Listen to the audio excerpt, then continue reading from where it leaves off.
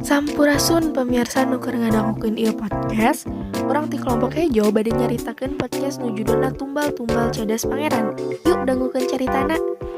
Assalamualaikum warahmatullahi wabarakatuh. Tepangkeun nami abdi Kayla Seril. Di dieu abdi bade nyaritakeun cerita bersambung nu judulna Tumbal-Tumbal Cadas Pangeran episode 3. Ngelanjutkeun episode 2 nu parantos dibacakeun ku Deana.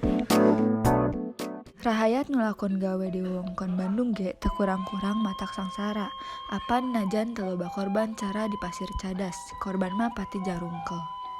Nyatangtos dalam Bandung ge Kanjeng Raden Adipati Wirana Kusuma sami nalingakeun rahyatna.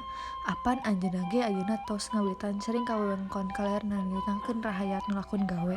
Saurna ogeng nahataharekeun kanggo puseur dayeuh anyar, nyaketan jalan. Dina hiji waktu Mamaraup nyeba ka bumi Panghulu, didinya tepung jeung Demang. Harita juragan Demang nyaritakeun yen mah segala pepeujeuh sangkan dayeuh Bandung dipindahkeun ngadeukeuten jalan anyar. Zorg dat als ik terkom here en stad in Skeboog. Cek Mamaraup malikan kecapan kepala cutak. Mun cek basa urang mah upayakeun mun kula datang deui ka dieu. Di dieu geus dibaun kota Walon Den Rahmat.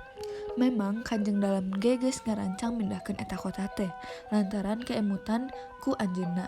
Lebah dayeuh ayeuna teh kaasup pandataran handap babari ka eueup Cai Citarum. Ari pindahna ka belah kaler ka kuleuneun Cipakapundung keneh ngan da kaasup ku wewengkon luhur. Heula cawatara poe semah nu kungsi semasantren di Mamarauh mareulang ka lembur masing-masing. Nu saterusna rek mareang ka Batawi ka palabuhan Sukandalapa. Tidinya mentas lautan murung Mekah narumpak kapal milikna perusahaan Walanda.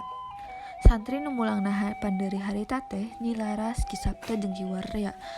Kapi adina Den Rahmat.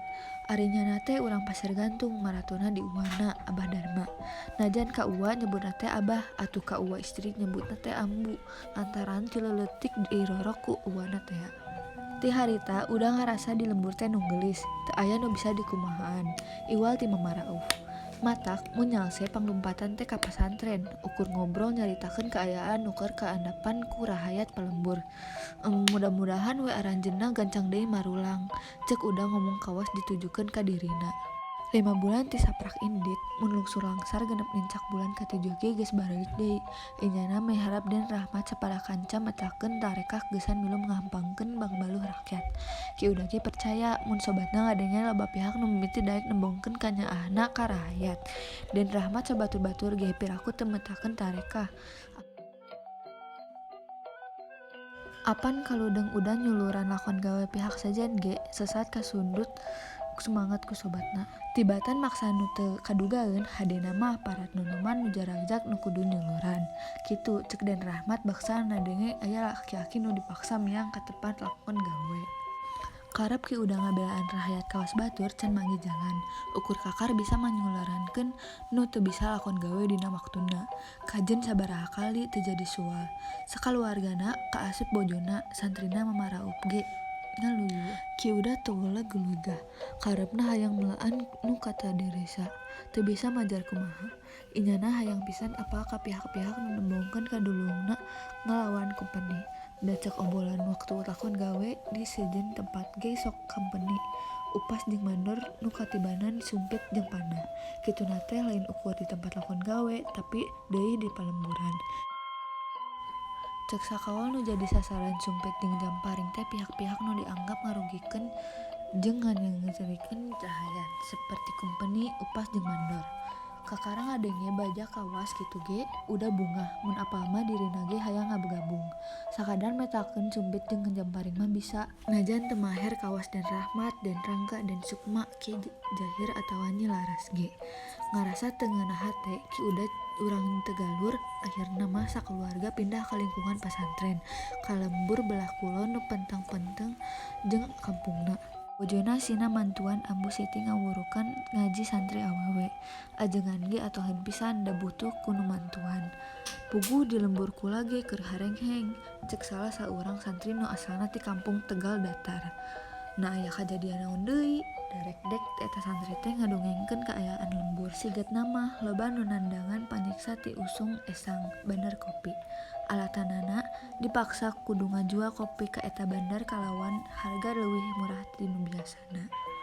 Urang lembur teu bisa majar kumaha kitu teh lantaran dina hiji waktu urang dinya narima tawaran buburu ngalakopi di kebon tuan kawasa atawa kebon kewibogana orang Walanda.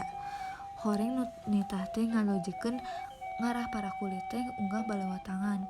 Apan akhirna urang lembur teh dituding malin kopi.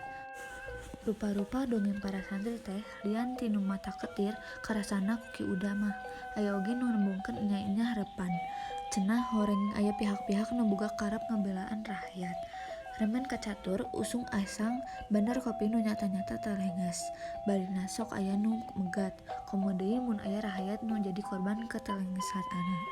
Arinyana ge sok kontan aya nu narajang, aya nu nyumpit jeung ngaranjam paring. Atuh da jemparing jeung sumpitna ge lain samanea nu kakeunaan ku siseukeutna. Teu nepi ka maot ge untung daruruhitna teh teu make racun pokna. Najan nyamuni aya cenah tanda-tanda mah ceuk sakawol sumpit atawa jemparing teh kawas nu ngiberan. Jemparing jeung sumpit nu nancep di lembur-lembur teh aya tulisan huruf Arab, Jim jeung Sin. Udah ngira-ngira pihartikeunana tapi ulah teu nemu. Rahayat dikukuntit ku karisi. Kang sangsarana beuki karasa sanggeus ayana kewajiban lakon gawe. Katang lain ukur, diperes tanaga, da jeung jarang nu akhirna mah leungitna pasakabana. Di kampung kula mah 10 kuren kudu pindah lantaran lemburna dipake jalan. Mangka eta lembur teh kaasup pangkolotna. Di dinya aya kabuyutan aya astana leluhur urang dinya. Ceuk salah saurang santri. Lembur-lembur mingkin narik kolot. Padumukna loba nu leungitna hareupan. Komo deui nu nampeu jeung deukeut ka jalan mah da karoroncodan sagala rupana. Apan mun mandor jeung upas beakeun bekel di panjagaan tara kamana jigna. Merantana dahareun teh ka urang. Sakitu wae carita ti Tumbal-Tumbal Cadas Pangeran episode 3. Selanjutna bali diteraskan ku rancangan simkuring nyaeta deui. Hapunten bilih aya kalepatan, hatur nuhun pamiarsa nu atos ngadangukeun. Wassalamualaikum warahmatullahi wabarakatuh.